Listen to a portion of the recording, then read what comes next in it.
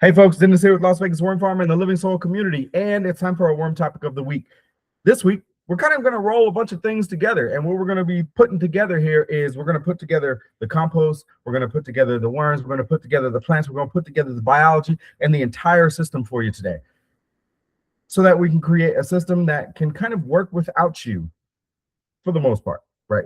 We still have to engage with our gardens. We still have to engage with our plants, our farms, right? Like there's still things that require. But when we put all of these systems together, they just work on their own so we can do less.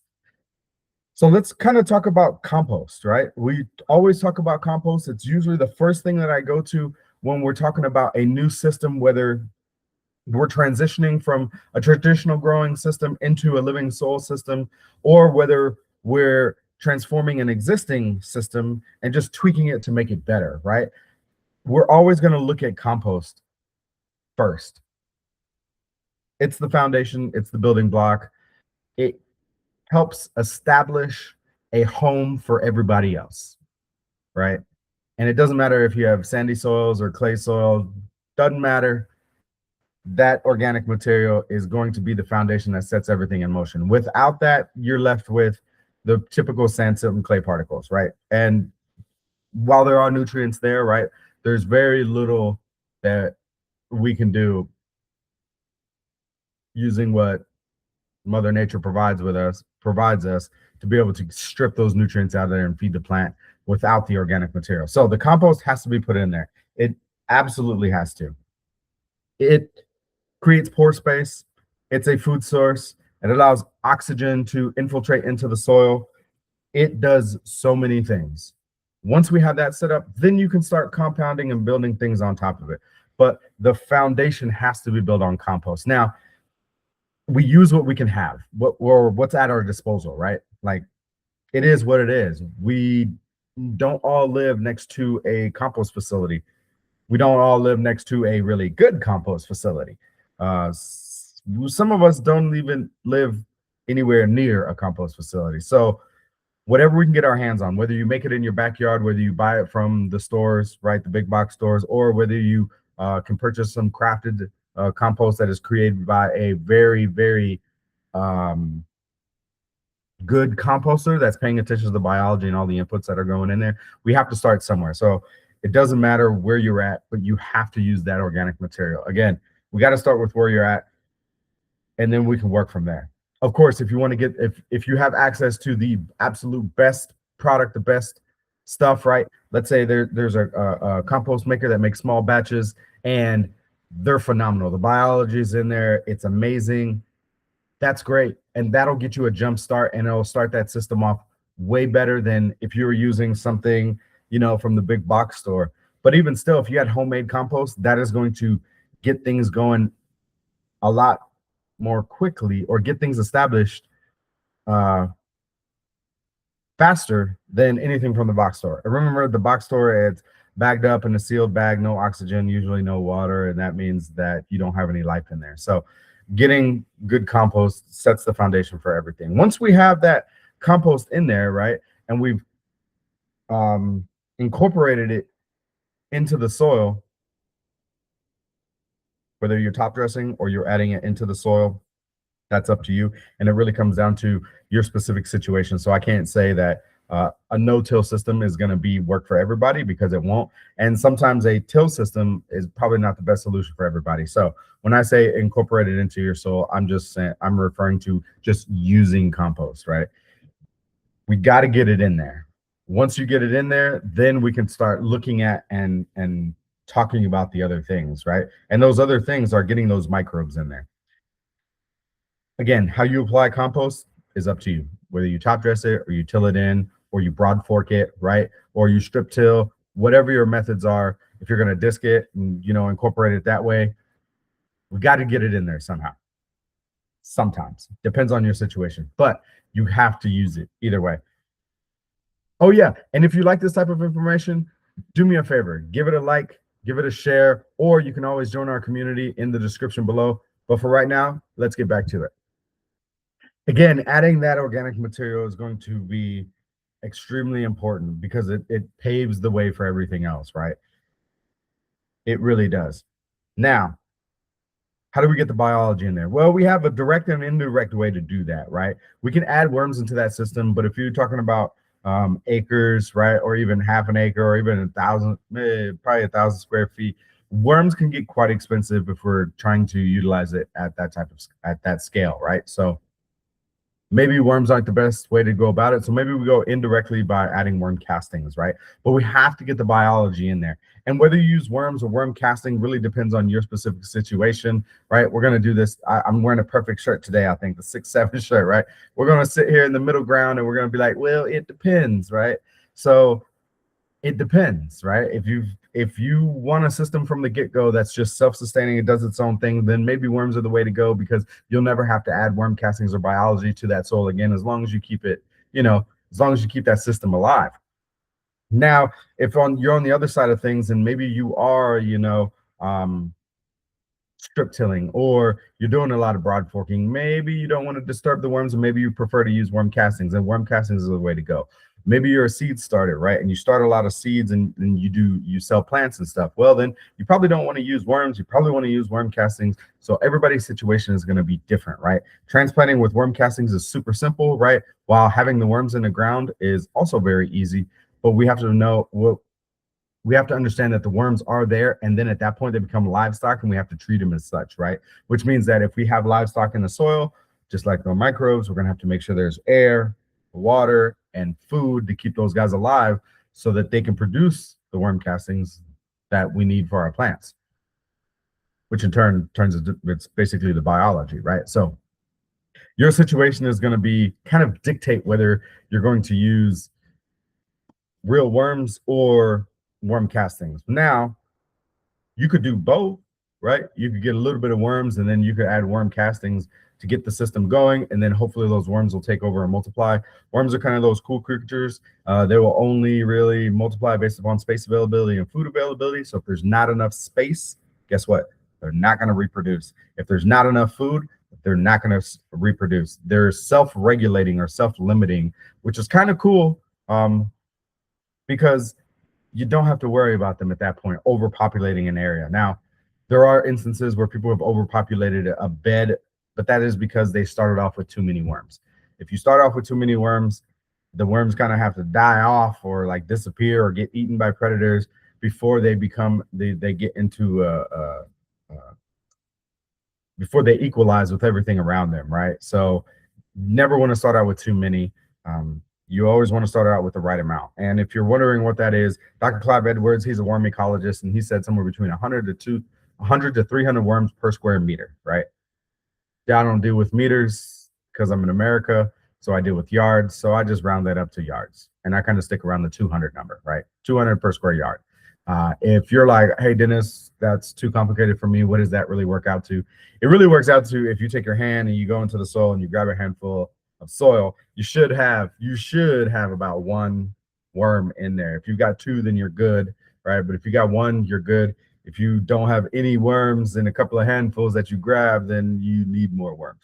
But the other thing we kind of have to address is that if you're going to use worms, you got to establish an environment for them to be able to survive first. So not every situation will be like a perfect environment to add worms. And believe it or not, I tell a lot of people not to use worms in specific situations, because they're going to die. It's just a death sentence, right? And worms are expensive, so we don't want to waste our money on something that's just not going to work. So you got to make sure you set up that environment for those guys, right? Here, right, because I'm in Vegas, that is extremely important. It's hot, it's dry, zero organic material. We got to get the soil established. The worms aren't just going to come in and do magical things and change the soil and do all of this stuff. Maybe in other regions, not here in Vegas. So worms or castings, it depends. 6'7", 6'7", like the kids would say, right? I don't know. My son hates this shirt, by the way. But so the next thing we kind of want to look at is once we have the foundation in place, and once we have figured out how to get the biology in there, whether we're doing it directly or indirectly with worms or castings, then we're going to want to make sure that we keep everything, maintained. And before we get to the maintenance part, I guess we should probably address the fact that once we have those things in there, we should probably add some plants. And when you're adding plants, I always like to do more plants and a bunch of different plants as opposed to not enough plants. And there's a couple of reasons for that. One is because the plant kind of keeps everything in the roots going, in the roots down in the soil where the roots are at. It keeps that soil churning, right? Because the plant is feeding the soil and the full soil feeds the microbes and the microbes are doing their thing, feeding the plant, like, and that system works. So the more plants you have, guess what? The more of that soil is working all over the place. So if you got a plant here, but you don't have another plant until 2 feet over, there's a gap in between there where there's probably not much happening, right? It's like going between two cities, right? Like if I'm going from Vegas to Reno, there is a lot between there that there's nothing there. Nobody's living there. It's just desert, right? And nobody wants to be there. But you want to plant little plants so that it's kind of like going from Dallas to Fort Worth, right? We're going from Dallas to Fort Worth, but we're traveling through all these cities like Arlington on the way there, and all these cities kind of bustling and doing their own thing, right? So the same thing with the soil, like things are happening in the soil and it's all staying alive. So that when you do decide to plant another plant there, because who doesn't want more plants, right? That soil will be good to go when you're ready to plant, when you're ready to put that plant into the ground. So not just companion planting, but plant a little bit more than you need, right? Sometimes we have to sacrifice a couple of plants to some pests or some weather. So it's always good to have a backup. Good to have a backup. So I like to keep the plant diversity going there. I like to plant different stuff. I'm more of a chaos gardener where I just throw seeds, and if they grow, they grow. If they don't, they don't. But I have a lot of things mixed together, right? So I have roses next to tomatoes, next to sunflowers, next to onions and garlic that are next to, sweet alyssum, that are next to some cosmos and asparagus, and between a lemon and a lime tree. Like that's how I grow, right? And you want to have as many roots in the ground as possible for the longest period of time as possible, right? This kind of goes into a living soil, a living mulch, or cover cropping, right? Companion planting, all of those. Please do that. Get as many plants into the ground as you can next to each other, because they all will, for the most part, will benefit from each other. I've heard that, black walnut will actually be detrimental to your soil, right? Because it'll do some things. I've also heard alliums, right? Onions and even sunflowers will like suppress other plants growing next to them. I couldn't tell the difference in my garden, right? So, but the more plants you have, the merrier everything will be, right? Nobody's ever gone to a carnival where there's nothing happening, right? That's pretty boring. But if you go to a carnival and there's a lot of people there, it's a fun time and everybody has a good time, right? Not too many, but enough that, maybe there's 1 or 2 people in line. We're not talking about a line of like 15 people. That's no fun, right? That's crowded, that's congested. But same thing goes with your garden. You want to have a little bit of space between your plants, but you don't want to have feet between your plants, depending on what they are, right? Like if you're growing trees and stuff like that, you probably want a minimum of 10 feet, depending on what they are, right? But keep that in mind when you're planting. We want more plants. The next thing is we got to maintain that system, right? We want to keep that system healthy and flowing. One way that we just talked about doing that is keeping roots in the ground as long as possible. One thing I didn't mention is that if you do have a plant that dies or something like that, don't rip it out of the ground. Just cut it at the base, right? Leave the roots and stuff in there to decompose. It will continue to feed the microbes feed the soil until you can get another plant in that area.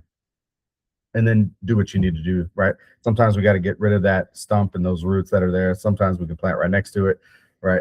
But that soil will keep going and cycling. So cut that plant off right at the base. The next thing is got to keep the soil covered. We already talked about planting more plants so that we can get cover from the sun or cover over the soil, right? The next thing is a cover crop. Cover crop is just something that we put over the soil that keeps the soil covered and protected from the elements, the sun, wind, rain, all that stuff. All that's, believe it or not, that stuff was actually detrimental to the soil in different aspects. So keeping those plants on there will provide that protection. The next way you can do it, right? Everybody's heard of it, and most people don't use it ever, is mulch. Mulch is just anything that covers the soil, whether it's a living plant or whether you're using straw, whether you're using plastic, landscape fabric, cardboard, wood chips. Did I say straw? It doesn't matter. Anything that covers the soil is going to be a mulch. Now, every mulch has its pros and cons, right? So decide whatever. You got to kind of play with both of those to see what works for you, right? Again, this comes down to depends on your situation and how that's going to pan out. So, or what you want to do. But whatever you do, put mulch down. You have to. You'll see a massive difference in the soil and your plants just by doing that, just keeping the soil covered. Minimal disturbance is what we're going for, and we want to keep it all intact as much as possible. So the way I like to relate or kind of convert this is everybody, you live in a house. You're watching this probably from a safe place, whether it's in your car or in your living room, or maybe you're in the bathtub and you're watching this, right? There's a place in your house that you enjoy sitting, whether it's the lazy boy, my lazy boy in the living room, right? That's my spot. I have everything set up the way that I have, right, in my house, or so that I have everything set up in my living room the way I like. The TV's there, so I don't have a glare from the outside window, right? And I got a little cup for my drinks. I also have this table that holds my remote and my phone and my chargers right there. So like everything's set up. You have that too, right? The soil is the same way. The soil, you set everything up. You put the compost, you put the worm castings, you put the organic material, right? You put the right plants in certain, or yeah, you put certain plants in the right place, right? And you're like, yes, I'm good to go. Okay. Now pretend that you're sitting in that nice spot that you have in your house. Rip the roof off of your house. How is that spot now? You're probably like, the weather's nice here, Dennis. That's good. It's going to get hot. It doesn't matter. If I don't have a, it's going to suck. When the monsoon season comes around and it starts raining, my spot can be extremely, I don't want to sit in a wet lazy boy. It's not going to be nice. Plus my TV is not going to work because electricity and water don't mix. So I'm not going to have a TV to watch. And then in the wintertime, it's going to get extremely cold. So I want my roof back so that I can have my nice spot and be comfy, cozy. That roof on your house to make your home comfy, cozy is the mulch on your soil. It keeps everything comfy, cozy. If you don't have that, then you don't have a comfy, cozy spot. Make sure you put mulch on your soil. You have to. You have to. Here's the last thing. Once we have all of these things together, we put it all together, it is a system that will continue to give like no other. Okay. It will continue to get better and better over time. The biology will continue to work. The soil will actually get better. You'll see more of that crumbly texture. The color will start changing. I can turn my native tan soil into a nice, it'll start a darker brown, a darker tan, and then it'll eventually get into a dark brown color. Now, that takes a little while, right? But I have done it. It can be done. It just takes time. It takes time. Mother Nature works on her own timeline, right? And the biology works on its own timeline. Now, we can expedite that a little, but there's limitations to that because we're working with nature, right? But this system works forever, right? And then all we have to do is just make sure that we give it food and water, just like us as humans. If give us food and water, we'll pretty much be okay. You know, the same thing goes for your soil. Got to give it food and water to keep that system going and cycling. But then it will continue to give forever, and it will just get better. And then you'll notice that whatever you put into that soil will just grow.